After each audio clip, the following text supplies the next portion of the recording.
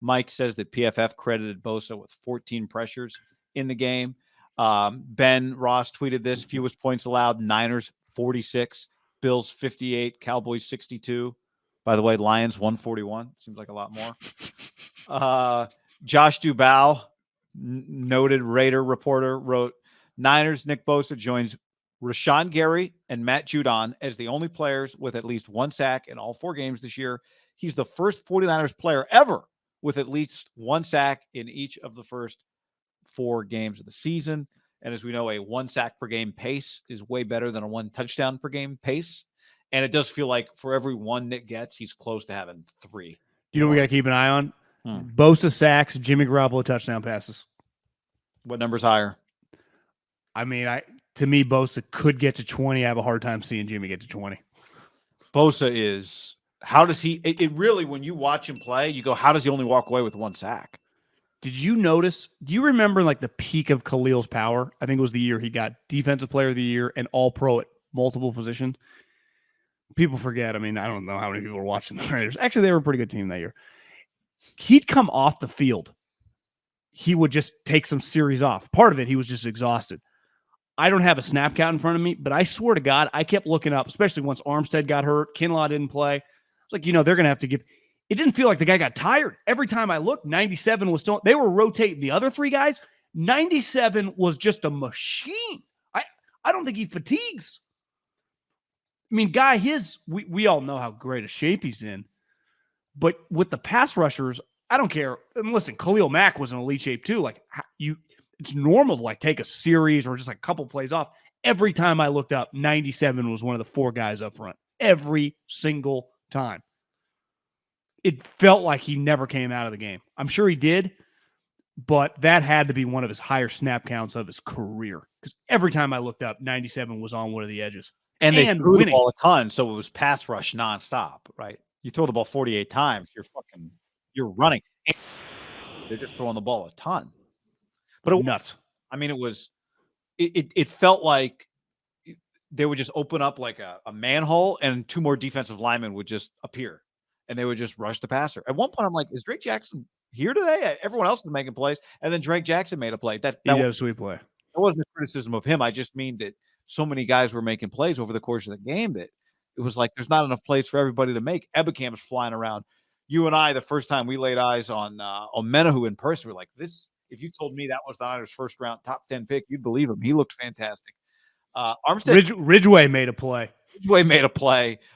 Givens was making plays. I mean, they just relentless.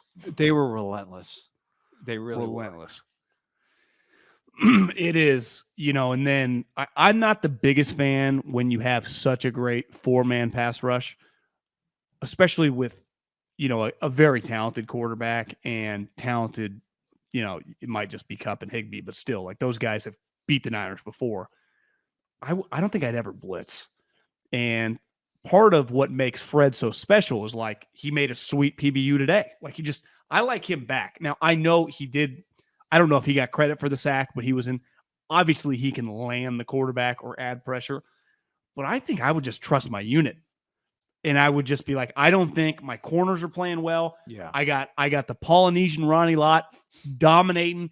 I would let Greenlaw and Fred just roam around, intimidate, and fly around, tip the ball. I don't think I would blitz that often. Because a couple times they did. McVay had one really good drive early in the game. It wasn't the first series. It was when they got their second field goal. And it felt like every time that they would send pressure, he kind of knew it and definitely played off the D-line. But even remember the one play, like Mosley had to chase down the guy. It was a great playback. And then the next play was like a sweep.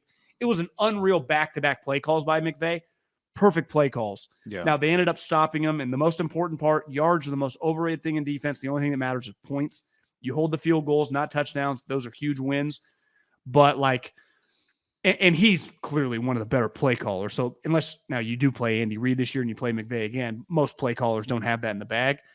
But I would just let my 4-man front chase him and let everyone else just fly around. The other thing is, how do you run? Got there. Lenore got there with a sack. Yeah, it was, Stafford kind of held. My thing is, you can't run a screen if I don't blitz my linebackers because those two guys are so fast. Or it's just very difficult. Like, they're going to make a lot of plays in the open field. And once Jimmy Ward comes back, I just wouldn't blitz very often. Now I know that's not. You got to have some curveballs, but DeMeco likes doing it. Clearly, right? Didn't you feel a couple times tonight like the blitz almost killed him? Like, yeah, almost killed him. They blitzed. I guess what I'm saying is when they just play straight up, I felt like I'm not just your equal. I'm better than you. Like if we just play straight up, you can't beat me. When I do a trick, when I try to throw a curveball, you might hit it. Yeah, you might. I think there's probably something to be said for just creating more stress for the quarterback from time to time, right? Creating more stress with an offensive line that's having trouble. Just creating stress by throwing bodies. There's probably something to be said about, even if you don't get there, just making life, just trying to confuse. Because I think one thing, when McVay did his halftime coming out, he said, well, one thing our guys, we were not, he's like, give them credit, missed assignment. So it was like both. But I did, they had to change their center. I wonder if the Niners just felt like we can confuse them. They don't know what's going to hit them. And I think DeMeco probably, like an offensive play caller, has so much shit that he thinks can work. It might be hard to just only send 4 guys, right? Because you're like, look at all this stuff I can do. Like, all these guys are flying around having fun. Let's have a little fun out here, man. So he did it. Now, you're right. I mean, Thanks, Lisa. McVay had the glow of like, yeah, I just signed $15 million a year. I'm a Super Bowl champ. Just got married to a dime. Like, if we win or lose, like my life's still sweet. Yeah. No, he was pissed. He got some things to work through. Yeah, they got it. But I think the difference, obviously they have a quarterback that's proven they can win Super Bowl with, who is a roller coaster ride. They feel much more top heavy than the 49ers. I mean, think how many guys the Niners are missing, and they still feel equal talent. Like the Niners fully healthy are way more talented than the Rams. Let's talk about the Niners from a defensive standpoint with that point, though. Because I do think, and you watched every game on Sunday, we try to figure out, because I think the conversation is starting, is this the best defense in the NFL? And, from the points per game margins and some of the numbers. Who were the other two teams? The Bills? Yeah, Buffalo. And then somebody actually in the chat said, well, actually the Niners have given up less than 46 because one of them was a special team score. So it's actually 39. Dallas was the other team. But I do think two-pointer. What's that? The Jimmy safety. The Jimmy safety. Yeah, good point. I do think when you just watch them play, it's really, you don't really see any weaknesses. And I think that's pretty rare, right? You see everybody on the field is capable of making multiple plays over the course of a game. Gibson, Hufanga, Lenore. I mean, guys that were kind of questions coming into this year are making plays. So I do think they have a chance. Just when you watch them and you compare them to every defense that you watch, there's no perfect defense. I don't think it's a stretch at all to say that this could end up being the best defense in the NFL, because they have one of the best players in the NFL. Let's start with that, right? Yeah, I think the only thing you would question is with Armstead and Kinlaw out, just beef up front will just be thin. As the year goes out, we'll see, is Armstead seriously hurt? Did he hurt himself more, or he just couldn't play through? At this point, is Kinlaw, like I went being bullish on Kinlaw, and now it's like, if you tell me he's in and out, the rest of, just, who knows? Yeah. But I think Armstead, I'll just say this on him real quick. He's dealing with plantar fasciitis, and they held him out, and they brought him back, and he had to leave the game. I mean, there's only one way for that to get better, and that's rest, right? So, yeah. And I think it takes a lot of rest. So those are two bodies that are not replicable, right? I mean, you couldn't fucking make those if you were creating a team on Madden. I mean, they're two of the better looking guys in the league size-wise. I mean, they are massive. You and I have been lucky enough to just go to these practices, stand next to them. They're as good looking of defensive linemen as you get. So you remove those two people. Their high end, fully healthy, is to me pretty elite. Alshire had a major injury, so their depth, Flanagan's solid. But I mean, they are, when you have those three guys, now I know Greenlaw and Fred, but my point is, like, they're high end when they're fully healthy. I think they're the most talented defense in the league. Missing a couple guys, to me, the way they play, because the edge rush is so awesome. Those two linebackers make all the plays. I think a huge, huge upgrade. Like, looking last year, like, they were a pretty damn good defense. They just couldn't cover anyone. Well, now you got one guy who's looks like a cover corner. Just Charvarius Ward, cover corner. Mosley is above average. he's never going to be the athlete and stuff that Ward is. Do you think he's good? Is he a good corner? Yes. And how many teams have two good corners? I mean, or good way plus? less than half. I think he's probably good plus. And listen, I questioned, just because we hadn't seen like what this guy was going to look like as a full-time starting safety. He's fucking sweet. Like, Hufunga's good. Like, I'm not trying to overreact to a pick six because he's been kicking ass all season. Like, he's got to be in like the Pro Bowl mix through a month, right? Well, I saw Ralph Russo, who covers college football, tweeted, like, this is a classic overthink. The guy looks in the NFL the same way he looked in college. He just didn't test well. But this is how he looked at USC. I think the overthink, though, is he kind of played a hybrid at USC. The Niners are kind of doing that, though, with him. I think people question, like, what's his position? That he was too slow to play safety and not big enough to play linebacker. The 49ers believed that he could play safety. Like, they just believed he could play safety. Because you would say, well, do the Niners get that much credit? They were passing on his ass, too, you know? Because if we could do a redraft, is Hufanga going in the top 60 picks? But I think no. But I mean, no. I think he might. Well, maybe he would. But I do think when you get drafted in the top 60 picks, like, you're getting drafted for what you are in a bubble. Or let's just do the second day, so the third round too, right? He would get. But I'm saying, like, is he like, if a bad team drafted him, a bad defense drafted him, would it be the same? It would not be the same, right? No. He doesn't have to cover people one-on-one, which is kind of the point. Like, when you draft a guy in the top 60, it's like anywhere no matter what team you put him on, he's a game changer. Maybe he would be. I don't know. Maybe he will. I keep doubting the guy. Not that we're doubting him. We're fans of him. He gets the 49ers deserve credit. They utilize his skill set. You notice when you look up where 29 is, he's up there a lot with Fred and Greenlaw. He ain't like way back there like he's Ed Reed. You know, they have the two corners. They play one safety back, and he kind of gets to play the Cam Chancellor-ish role, right?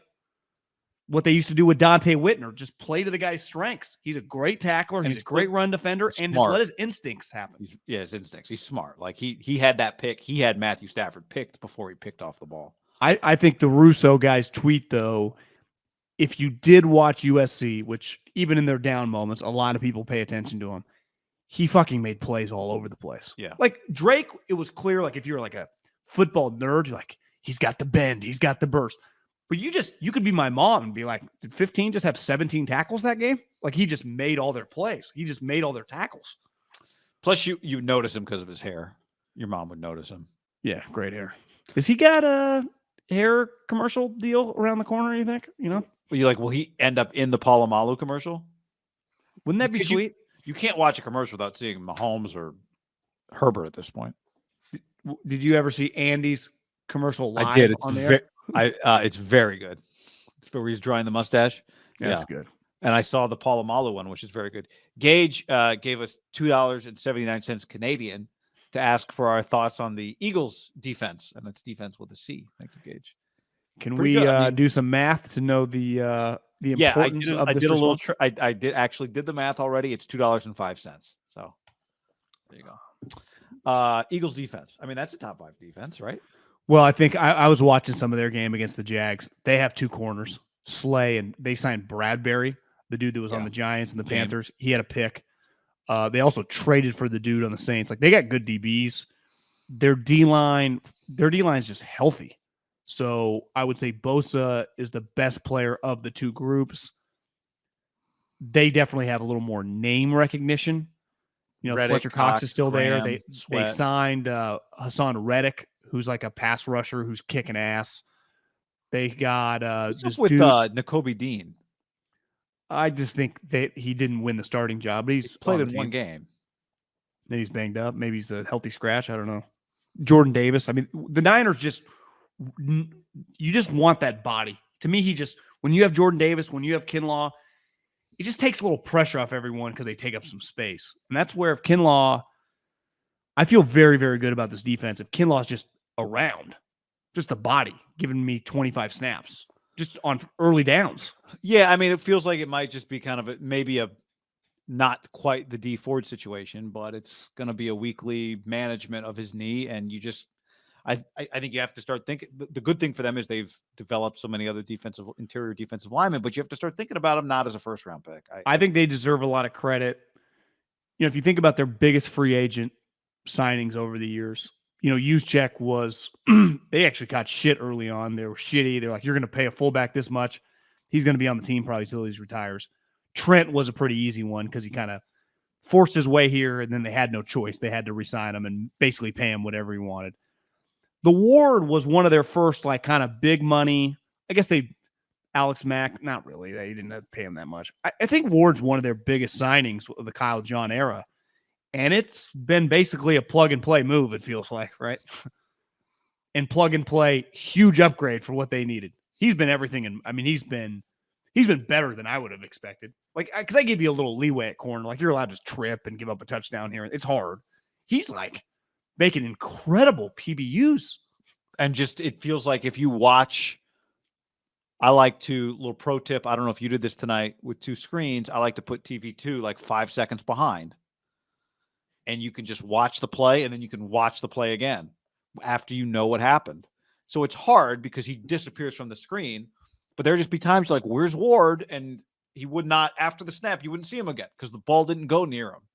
I don't know how many times he got targeted tonight, but it didn't feel like much. Well, doesn't that, if you think about the 19 team with Richard, Richard was an all-pro. They didn't throw his side very often. So you could really kind of cheat on the other side.